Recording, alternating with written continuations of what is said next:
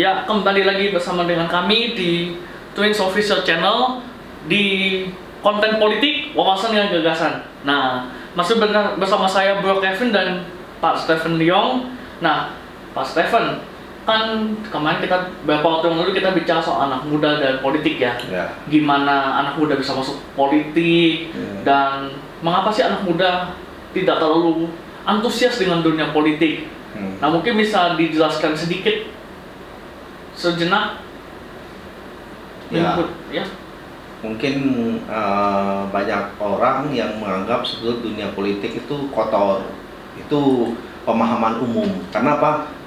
Ketika seseorang dapat jabatan, dia melakukan hal yang tidak terpuji, korupsi dan sebagainya, itu kan membawa dampak bagi terutama anak-anak muda. Karena apa? Nanti anak-anak muda itu kan apatis gitu melihat, wah ternyata dunia politik ini dunia yang dalam tanda petik ya itu jahat, dan dalam tanda petik lihat aja tuh semua contohnya seperti ini, korupsi. Kan kadang kan saya sering bicara dengan anak-anak muda, kita ngobrol dengan mereka tidak terlalu antusias untuk masuk ke dunia politik. Nah, ini sangat berbahaya nih bagi teman-teman. Kebetulan hari ini kalian dikasih amanah untuk menduduki satu jabatan, tolong itu jaga amanah itu, sehingga ketika kalian melakukan hal-hal yang tidak baik itu berdampak kepada generasi-generasi kita yang akan datang, karena mereka merasa kita tidak memberi contoh yang baik. Nah, itulah membuat, kalau menurut perkiraan saya itu membuat mereka akhirnya mereka tidak terlalu tertarik dengan dunia politik gitu.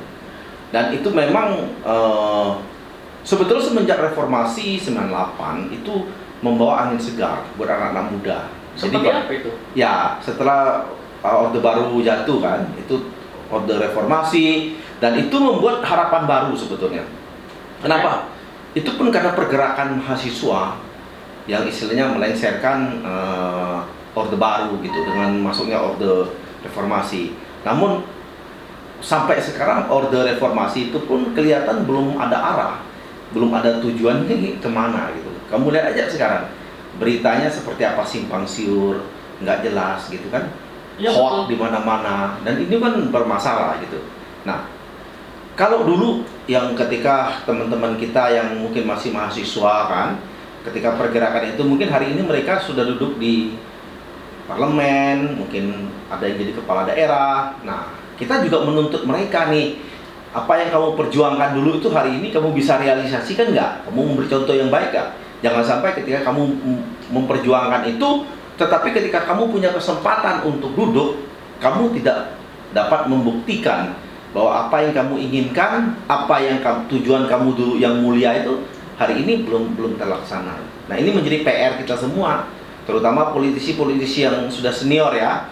Tolong ketika kalian bicara di depan umum, di depan publik ya, jaga dan jadilah teladan, sehingga politik kita itu politik yang bermanfaat, politik yang beradab, dan itu membawa dampak bagi generasi kita selanjutnya. Itu sih pemahaman saya. Nah, iya betul. Soalnya kan anak muda sekarang kan akan menjadi masa depan Indonesia ya. Betul. Nah, kebetulan ini menurut Kompas ya, saya ambil dari Kompas. Ini ada hasil survei Kompas di Mei 2023, tahun depan itu pemilih muda yang akan dominan. Sebanyak 79% dari pemuda menyatakan, oke, saya akan memilih ini tahun depan nih. Ya. Itu kan berarti anak mudanya nih yang banyak nih. Betul. Dan juga ada dari generasi milenial, ini 34 sampai 41 tahun, ini 73,1%. Bayangkan saja. Mayoritas lah. Dan generasi Z yang lebih muda lagi. Saya kan istilahnya masuk generasi Z. Ya. Nah, yang generasi Z ini yang lebih muda dari saya itu 67,8, bayangkan. Tetapi yang menjadi masalah balik lagi tadi, kenapa generasi muda kita tidak antusias sama sekali bahkan? Ya, mungkin di samping kesempatannya terbatas. Kenapa bisa seperti itu? Nah, karena kan kita tahu lah waktu contoh penjaringan untuk menjadi seorang calon legislatif itu di partai itu kan dia punya aturan. Biasanya yang dicalonkan itu terutama pengurus partai yang lebih dominan ya, baik di tingkat ranting, tingkat DPC dan DPD, DP, semua itu rata-rata pengurus partai. Nah, pada saat anak muda dia mau masuk ke dunia politik, dia mau tidak mau dia harus menjadi pengurus partai dulu. Nah, itu yang kadang-kadang membuat anak-anak muda tuh terbatas untuk masuk langsung ke dunia politik gitu. Jadi mereka kan kadang-kadang begitu melihat mungkin nih dalam tanda petik beberapa partai ternyata setelah jadi dewan ya korupsi juga gitu kan. Karena apa? Orang berharap ketika kamu masuk di dunia politik dan kamu dipilih untuk mewakili membawa aspirasi masyarakat, kan ada tujuan yang ingin yang ingin kita capai nih. Contoh, kan anak-anak muda itu berharap ketika aspirasi kami, misalnya aspirasi kita sampaikan, kita dukung mereka dan mereka jadi. Tapi ketika mereka jadi, mereka tidak berbuat apa-apa. Bahkan mereka menyalahgunakan jabatan itu yang membuat kita akhirnya apatis. Saya kasih contoh, dulu pun saya habis 98, kita aktif 99 ya. Habis itu saya sempat vakum.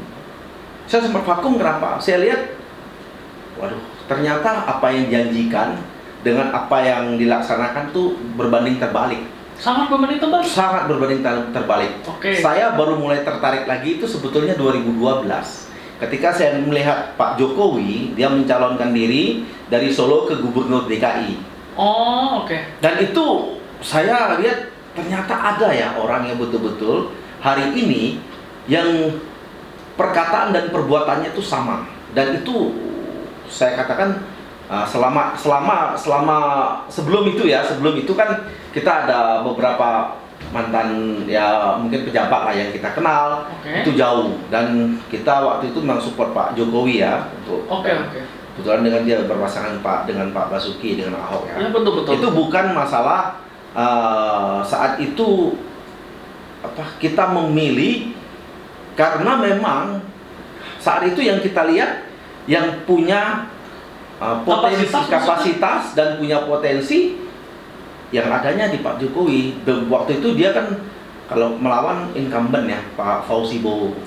Tapi bukan berarti mengesampingkan yang satunya dong ya? Ya, tapi gini, dalam memilih satu baik kepala daerah ataupun legislatif, semua memang kita harus lihat kira-kira orang ini punya kapasitas dan untuk itu.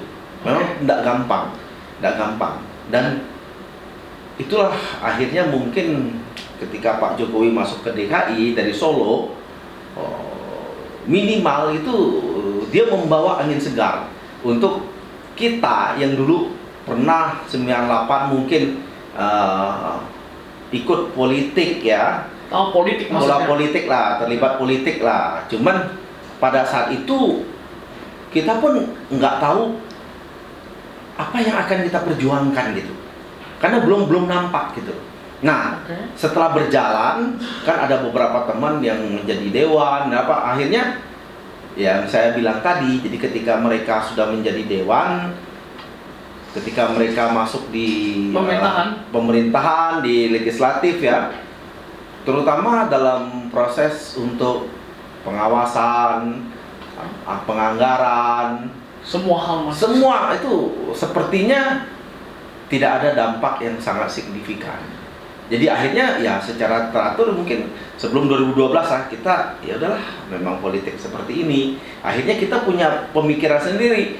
Oh, politik ini ternyata seperti ini ya gitu. Nah, setelah Pak Jokowi kita punya harapan baru di 2012 dan itu membuat kita akhirnya ini ternyata ada ya orang yang betul-betul berjuang itu untuk mensejahterakan rakyat, anggaran yang ada dipergunakan sebaik-baiknya, tepat sasaran. Nah, itu yang membuat hari ini kita masih tetap optimis sebetulnya.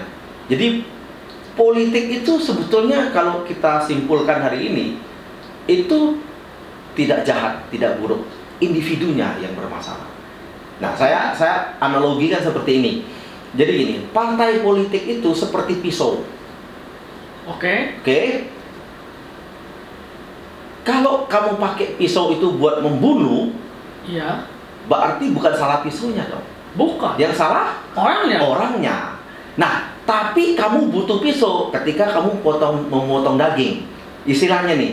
Iya. Benar dong? Benar. Kalau masa sih kamu pakai tangan kan nggak mungkin. Nah itulah, jadi akhirnya kita berkesimpulan partai politik itu sebetulnya baik. Kenapa?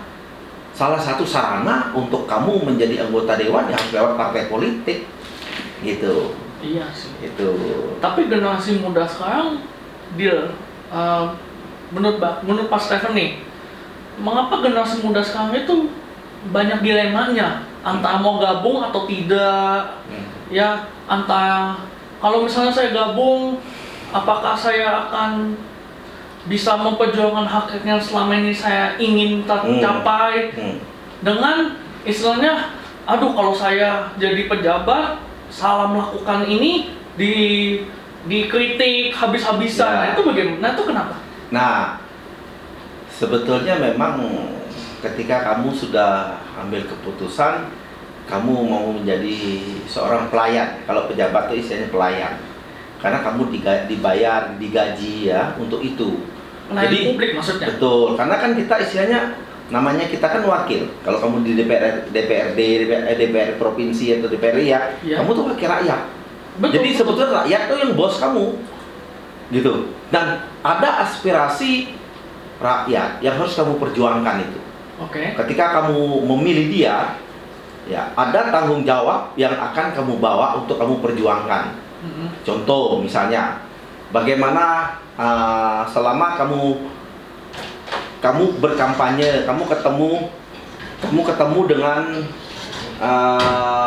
pemilih, ketemu dengan masyarakat, ya kan? Oh ya, misalnya dia melihat ini untuk sarana prasarana untuk jalan rusak, dia kan berharap ketika dia memilih kamu bisa memperjuangkan jalan itu yang minimal untuk diperbaiki. Karena apa? Lewat anggaran yang ada di DPRD mungkin, DPRD provinsi atau bahkan DPR RI itu kan ada alokasi dananya. Iya betul. Nah, itu harus kita perjuangkan. Contoh lagi, mungkin di daerah situ banyak lampu yang mati. Itu kan tidak mungkin tanpa anggota dewan pun sebetulnya bisa. Cuman aspirasinya itu lebih dapat ketika anggota dewan itu dia berfungsi sekali untuk pengawasan. Karena dewan itu kan salah satu yang melekat itu fungsi pengawasan. Oke. Pengawasan itu ya memang harus dia jalankan gitu. Contoh, dia kan minimal dia akan berhubungan dengan kepala dinas, dengan eksekutif lah ya. Nah itulah, jadi ketika ada masalah seperti itu, sebetulnya fungsi anggota dewan itu bisa kelihatan atau tidak kinerjanya tuh di situ, gitu. Bukan kamu hanya bicara, nggak bisa, gitu. Bicara semua orang juga bisa, tapi actionnya apa? Gitu. Jadi buat anak muda, kalau menurut saya jangan apatis. Kalau seperti Bro Kelvin kamu apatis. Kalau punya 100.000 orang seperti kamu, ya sudah. Jadi akhirnya yang terpilih ya orang-orang yang rusak lagi, gitu. Ketika kita punya kesempatan untuk dipilih, ya kita pakai itu, ya kan? Kita punya integritas, kita jalankan itu, nggak usah takut. Ya betul. Karena apa? Ketika kita menjalankan itu, kita pasti punya misi apa yang akan kita bawa, gitu. Ya, betul. Mungkin contoh, ketika Bro Kelvin tuh melihat di daerah Bro Kelvin tuh, ini kok sekarang anak-anak sekolah yang tingkat SD, bahkan tingkat SMP, SMA itu mereka sudah membawa naik motor ke sekolah. Itu kan nggak boleh sebetulnya. Menurut aturan? Iya. Oke. Nah, kenapa maksudku sekolah membiarkan itu gitu? Ayo, hari ini. Nah, kita sudah ada aturan. Harus punya SIM. Iya. Ya dong. Coba kita lihat di beberapa sekolah hari ini. Anak sekolah nggak pakai helm. Ya dong, naik bawa motor ke sekolah. Menurut saya, apakah gurunya tidak tahu? Harusnya tahu. Harusnya tahu. Terus bagaimana solusinya hari ini? Nah, dewan hari ini nih ada fungsi di situ pengawasan. Minimal mungkin dia bisa ngobrol-ngobrol dengan kepala sekolahnya atau dengan tingkat kepolisian, Polres, Polsek. Nah, itu bagaimana ini? Nah, kalau ini pun kita biarkan, kita mengajarkan hal yang tidak benar buat generasi kita. Saya kadang ketemu, saya agak miris. Saya kasih contoh, dia bawa motor nggak pakai helm, ada rokok lagi di tangan. Nambah parah itu. Kayak boncengan seperti itu. Ya dong, apakah kita membiarkan generasi kita yang akan datang itu seperti ini? Bisa nggak? Oh, sangat bisa. Pasti ada solusi. Nggak mungkin nggak ada solusi. Gitu. Nah, bisa juga nggak sih anak-anak muda itu nggak mau berpolitik karena ada kesan saya orang minoritas, ngapain saya berpolitik? Toh ujung-ujungnya saya akan tertindas secara langsung oleh orang-orang yang mayoritas. Mungkin. Kita nggak usah ngomong agama atau apa ya? Ya, nah, benar. itu Mungkin bisa terjadi. Seperti Kenapa? apa? Kita berpikir begini, apalagi yang suku-suku tertentu ya. Nah iya itu. Dia berpikir, udahlah, saya dagang aja dah. Orang tuanya pun tidak mengizinkan sebetulnya. Betul. Tidak mengizinkan. Ngapain kamu berpolitik? Gitu. Karena politik itu kadang bagi kita itu, terutama orang Tionghoa ini agak tabu gitu. Nah, belakangan memang ada ruang untuk itu. Tapi kalau karena beberapa ada ketua DPRD, beberapa juga kita kenal Ya, betul. dari orang Tionghoa. Tapi tetap kurang ya. Lebih nyaman mungkin ya kalau orang Tionghoa itu memang karena kulturnya ya, lebih senang berbisnis ya. Ya betul. Ya, Ya gitu. ini menarik sih. Menarik sih. Jadi intinya ya jangan sampailah anak muda tidak mau berpolitik lah Ya. istilahnya karena kemudian ada tentang identitas dan saya tanya deh bro Kevin, ya. senang nggak dengan politik? Jujur kurang begitu senang sih. Kurang begitu senang ya tuh kan? Benar kan? Iya betul. Di lingkungan bro Kevin pun mungkin anak-anak itu nggak terlalu senang perasaan. Kayaknya bahkan nggak ada yang tahu. Karena coba kita lihat di dalam penjaringan caleg pun ada berapa anak muda. Kan cuma satu dua. Kecil sekali. Iya makanya. Menarik sih. Jadi ya sampai di sini dulu ya pembincangannya ya. Sangat seru sekali ya. Kita lanjutkan nanti. Kita akan lanjutkan nanti lagi dan semoga apa yang kita bincangkan pada hari ini betul-betul menjadi satu hal yang bermanfaat ya. Nah mungkin ada penutup mungkin dari Pak Stefan yang sedikit saja. Ya. Ini khusus buat anak-anak muda ya. Jangan takut berpolitik. Ya. Percayalah, kalau kamu punya integritas, kamu akan bisa memperbaiki itu. Nah, mantap. Terima kasih. Sampai bertemu lagi di Twins Official Channel di konten politik, wawasan dan gagasan. Sampai jumpa. Thank you.